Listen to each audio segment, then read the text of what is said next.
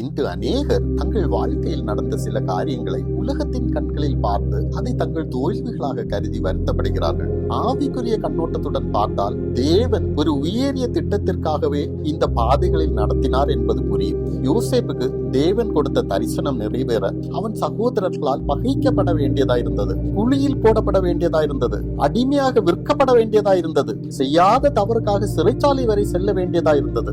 தாவீதின் வாழ்க்கையிலும் தேவ திட்டம் நிறைவேற அவன் ராஜாவாக அபிஷேகம் பண்ணப்பட்ட பின்பும் ஆடு மேய்க்க வேண்டியதாயிருந்தது, சிங்கத்துடன் சண்டையிட வேண்டியதாயிருந்தது, கோலியாத்தை எதிர்கொள்ள வேண்டியதாயிருந்தது, சவுலால் பகைக்கப்பட்டு வனாந்திரத்திலும் காடுகளும் அலைய வேண்டியதாயிருந்தது. மோசே கூட ஒரு மகத்தான தலைவராக உருவாக்கப்பட 40 ஆண்டுகள் வனாந்திரத்தில் ஆடுகளின் பின்னால் அலைய வேண்டியதாயிருந்தது. இப்படி உங்கள் வாழ்க்கையிலும் தேவனின் மகத்தான திட்டம் நிறைவேற உலகத்தின் பார்வையில் சில சமயங்களில் தோல்வியின் பாதையில் செல்ல வேண்டியதாயிருக்கிறது. பிறரால் அவமானப்படுத்தப்பட வேண்டியதாயிருக்கும், நிந்தை சொற்கள் கேட்கப்பட வேண்டியதாயிருக்கும். வாக்குத்தத்தம் செய்யப்பட்ட மகிமையான முடிவை நினைத்து இந்த வனாந்திர பாதைகளையும் அக்னியின் பாதைகளையும் பொறுமையாக கடந்து செல்லுங்கள்.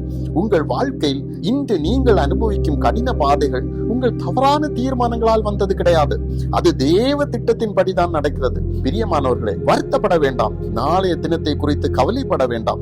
என்ன நேரிட வந்தாலும் கலங்காமலும் பயப்படாமலும் இருங்கள். தேவன் கையில் உங்கள் பிரச்சனைகளை அந்நாளை போல கொடுத்துவிட்டு அதன் பின் இனி இதை தேவன் பார்த்துக் கொள்வார் என்ற விசுவாசத்துடன் துதித்துக் கொண்டே இருங்கள். இந்த லேசான உபத்திரவம் சீக்கிரத்தில் நீங்கிவிடும். நீங்கள் தேவனை மகிமைப்படுத்த போகும் நாட்கள் நெருங்கிவிட்டது. முடிவை எண்ணி அவமானத்தில் ஆறுதல் அடையுங்கள். ஆறுதலின் தேவன் உங்களோடு இருப்பார். ஆமென்.